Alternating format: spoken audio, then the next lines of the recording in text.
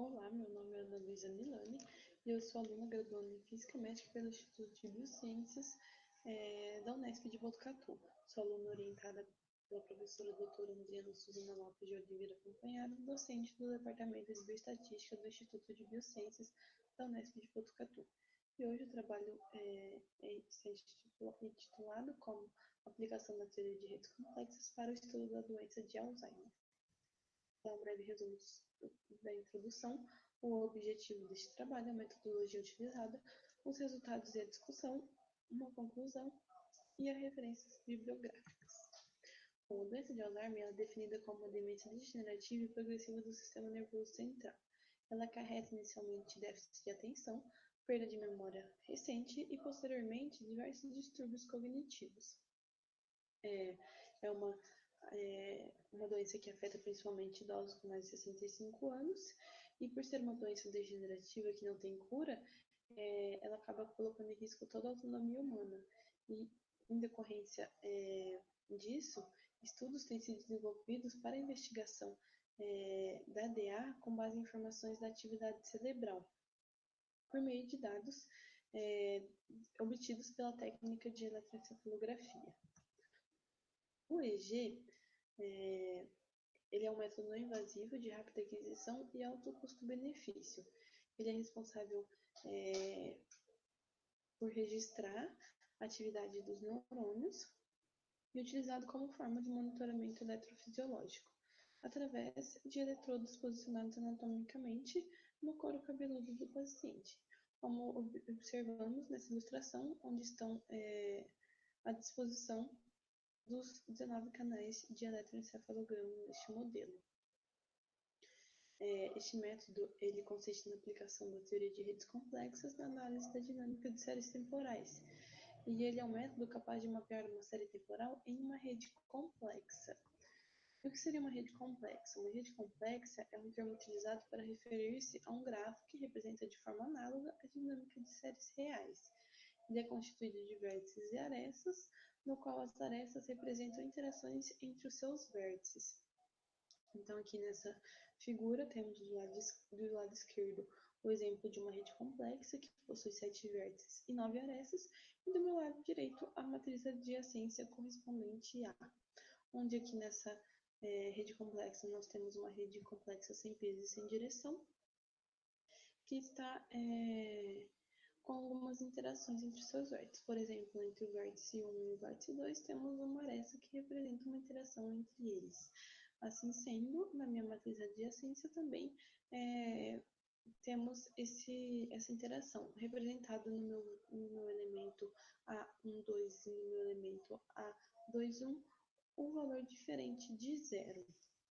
A minha rede complexa, ela analisada ela pode ser analisada, na verdade, através de caracterizadores que descrevem o funcionamento, os aspectos e as características das minhas redes complexas, permitindo uma análise mais aprofundada do seu comportamento.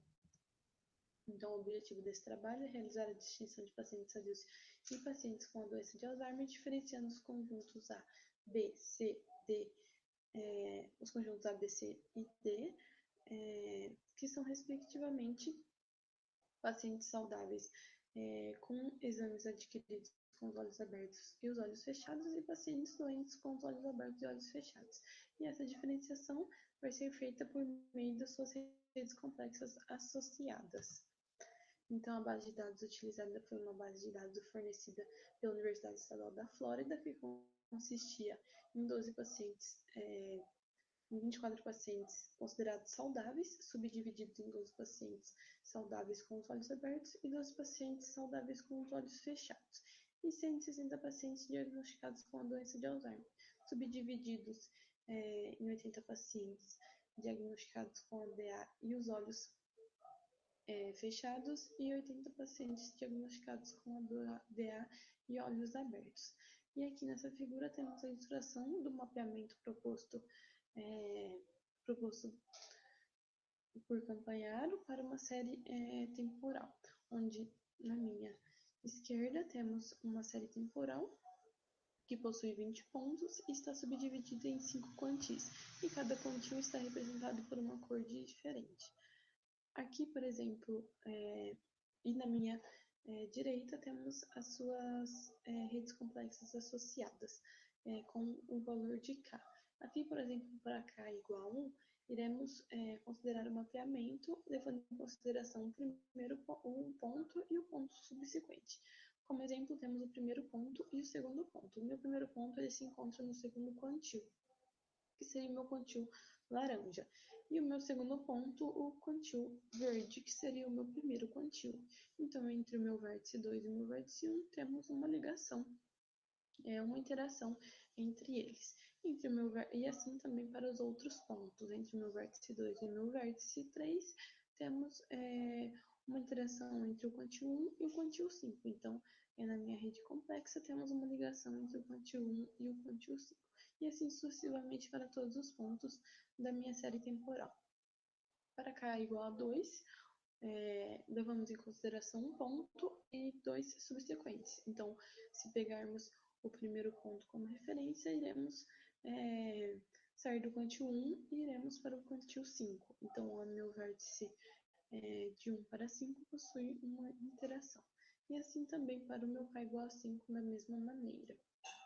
Vale ressaltar que essa minha base de dados ela foi coletada em um período de 8 segundos e uma taxa de amostragem de 128 Hz, totalizando 1024 pontos para cada série temporal.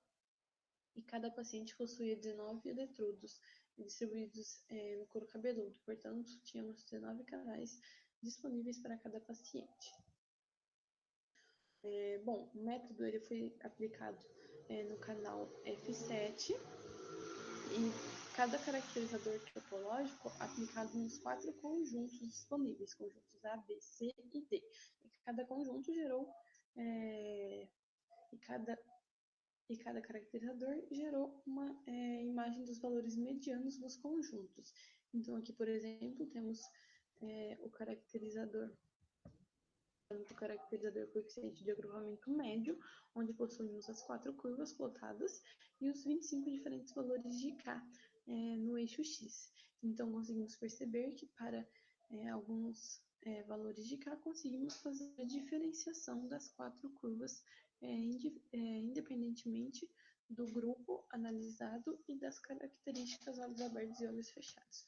Para o caracterizador comprimento do salto médio, a mesma diferenciação foi possível, onde para determinados valores de K conseguimos fazer a diferenciação dos 4 grupos. Para o caracterizador grau de conectividade média, também conseguimos diferenciar as 4 curvas para determinados valores de K. E para o caracterizador modularidade, também conseguimos essa diferenciação independente dos parâmetros das minhas curvas. Então, para quantificar essas diferenças, utilizamos o teste estatístico ANOVA, onde conseguimos comparar os meus 4 grupos, os meus 4 conjuntos, A, B, C e D, e os meus 4 caracterizadores topológicos. E aqui utilizamos um p-valor inferior a 0,05 e um índice de confiança de 95%, onde obtivemos valores bem satisfatórios para a diferenciação destes conjuntos. Então, como conclusão, temos que pacientes em diferentes condições patológicas apresentam topologias de redes distintas, estatisticamente significativas, e que o método em estudo é eficaz no estudo das doenças neurodegenerativas, em particular da doença de Alzheimer. Aqui duas das principais referências bibliográficas deste trabalho. Muito obrigada.